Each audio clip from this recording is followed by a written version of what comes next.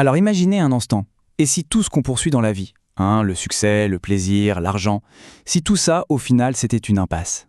C'est la question, assez folle quand on y pense, que pose un texte très ancien mais hyper moderne, le livre de l'Ecclésiaste. On va plonger ensemble dans cette quête radicale du sens, une quête menée par un penseur qui, lui, n'a pas eu peur de regarder en face les vérités les plus dérangeantes de la vie. Le livre, il ne prend pas de gants. Dès le début, bam, il nous lance cette conclusion en pleine figure. C'est un défi, un vrai défi à tout ce que notre société nous dit de valoriser. Avant même de commencer à argumenter, l'auteur nous dit en gros « Votre course au bonheur, elle ne mène nulle part ». Alors la question c'est « Comment est-ce qu'il en arrive là à une conclusion aussi radicale ?» Bon, l'auteur de ce livre, on l'appelle Qoéleth, ce qui veut dire quelque chose comme « le prédicateur ». Il se lance dans une véritable quête existentielle pour essayer de comprendre le monde. Un monde qui lui paraît complètement absurde, répétitif. Mais attention, au lieu de juste sombrer dans la déprime, il va faire un truc assez étonnant. Il adopte une approche presque scientifique. En fait, il décide de devenir le propre cobaye de sa vie. Il va tester une par une toutes les grandes promesses de bonheur qu'on nous vend, pour voir s'il y en a une qui tient vraiment la route. Et voilà donc son protocole d'expérimentation. Il va explorer 3 grandes pistes, 3 grandes avenues. Le plaisir, la richesse et enfin la sagesse. On commence avec la première étape, l'hédonisme, mais à fond. Il se jette à corps perdu dans le plaisir. On parle de fêtes somptueuses, de projets de construction complètement démesurés, de divertissements non-stop. Il ne se refuse rien. Son hypothèse est simple. Si on peut s'offrir absolument tous les plaisirs du monde, eh bien le bonheur finira bien par pointer le bout de son nez, non? Et alors, le verdict? Eh bien, c'est un échec total.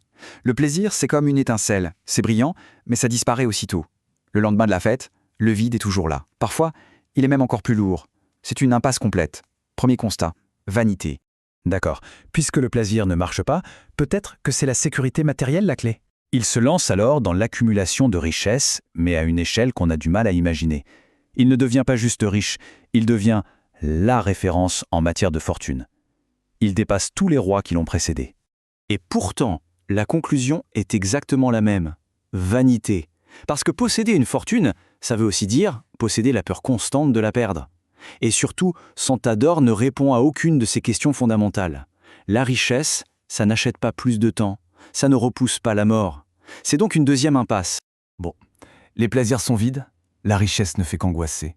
Il ne reste plus qu'une voie, la plus noble, la plus respectée de toutes, la sagesse. Alors, il se plonge dans l'étude, il observe le monde avec une acuité incroyable.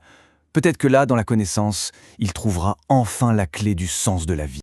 Et là, c'est peut-être son échec le plus violent, parce que la sagesse, elle ne lui apporte pas la paix, mais encore plus de douleur. Plus il comprend le monde, plus il en voit l'injustice, le chaos, toutes ces questions qui n'ont pas de réponse. En fait, la connaissance ne fait qu'éclairer l'immensité de notre ignorance, donc même la sagesse est vanité.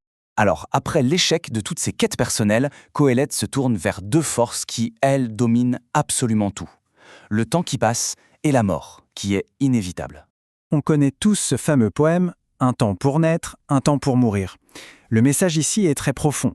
On ne contrôle absolument pas le calendrier de la vie. Il y a des saisons pour tout, et la vraie sagesse, ce n'est pas de forcer les choses, mais c'est de comprendre dans quelle saison on se trouve et d'agir en conséquence. Et puis pour finir, il y a la mort, le grand égalisateur. Peu importe qui on est, ce qu'on a accompli, riche, pauvre, sage, fou, la fin est la même pour tout le monde. Face à cette réalité-là, toutes les distinctions qu'on fait sur Terre s'effondrent. C'est l'argument ultime qui vient confirmer que oui, tout est vanité. Ok, après avoir absolument tout démoli, tout réduit en poussière, on pourrait s'attendre au désespoir le plus total. Mais non, l'auteur nous réserve une réponse assez surprenante. Nous voilà donc au pied du mur. Toutes les voies humaines qu'on a explorées mènent à une impasse. La mort efface tout.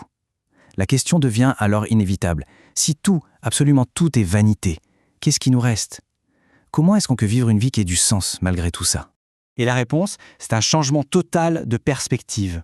Le sens, en fait, on ne le trouve pas dans ce qu'on peut accomplir ou posséder ici-bas. Il conclut que le but de la vie, c'est de craindre Dieu et d'observer ses commandements. C'est un pivot radical.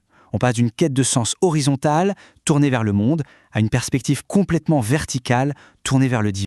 Au final, l'Ecclésiaste ne nous donne pas une réponse toute faite, mais plutôt une question finale. Face à une vie qui semble souvent absurde, éphémère, la foi est-elle la seule issue possible? C'est le grand défi que ce livre nous lance, et c'est une question qui est tout aussi pertinente aujourd'hui qu'elle l'était il y a des milliers d'années.